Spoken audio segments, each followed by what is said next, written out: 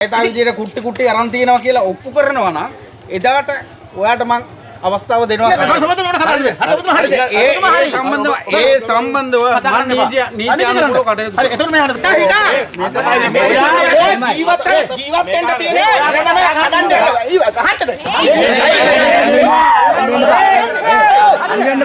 බෑ.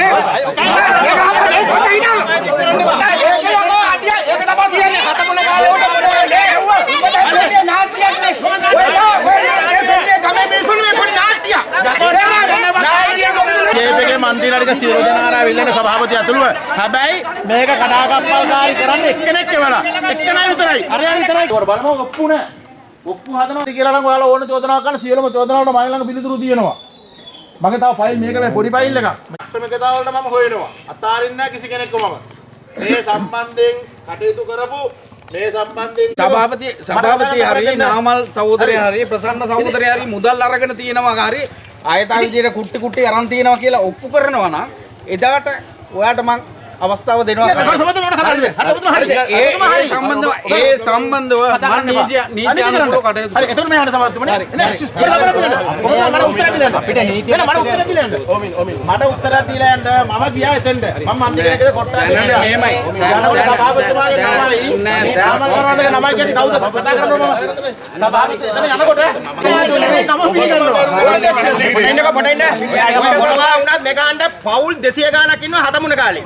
දකින්න පවුල් 200 ගාණෙන් මෙතන මේ මෙතනට ඉන්නේ මේ හතමන කාලේ. හරි මෙතන මේ මෙතන හිටා. ජීවත් වෙන්න තියෙන්නේ අරගෙන මේ හදන්න. ගහන්නද? අන්න බෑ.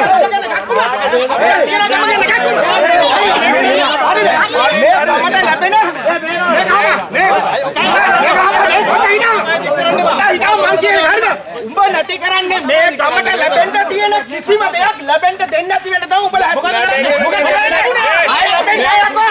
අවුරුදු 5ක් මේ ආණ්ඩුව තියෙනවා. අවුරුදු 5ක් තියෙනවා මේ ආණ්ඩුව. හරිද? අපිට මොකක්ද කරන්න මේ නෑ යකෝ. අවුරුදු 5ක් තියෙනවා මේ ආණ්ඩුව. යකෝ හැම දෙයක්ම සාමයෙන් කරන්න ඕන. ඒවා සාමයෙන්. තව අවුරුද්දයි ආණ්ඩුව යනවා. හරිද? මම මොනවද කරන්නේ? මේ හතපොළ කාලේ මමත් අවුරුදු 55ක් වෙනවා.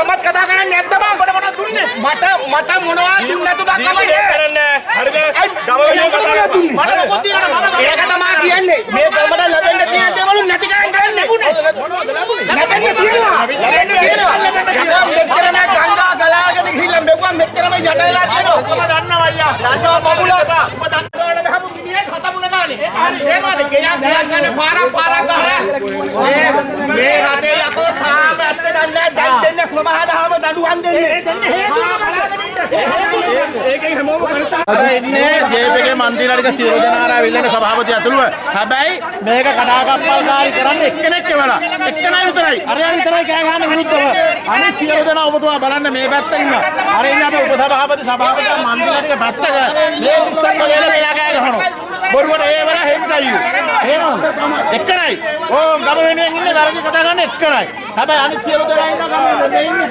මේ පිරිස බලන්න මේ පැත්ත පිරිස බලන්න ඔය යන්න මෙතන එච්චරයි අපි කියන්නේ ඔක්කොම කතා කරලා වැඩි ඔය ඔබතුමා යන්න මෙතන නෑනේ ගම වෙනුවෙන් කතා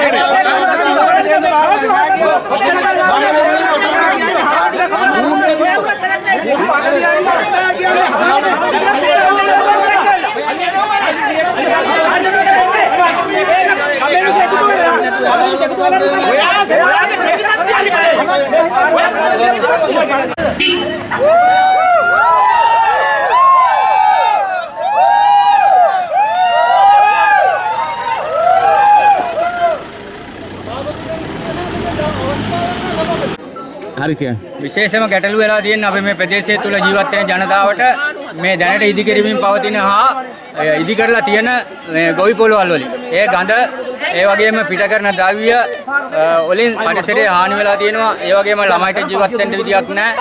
ඒ නිසා ප්‍රධාන ගැටලුව තමයි අපි එක විසඳගන්න කියලා තමයි මෙතෙන්ට ආවේ. එතකොට සභාපතිතුමත් මෙතෙන්ට ආවා.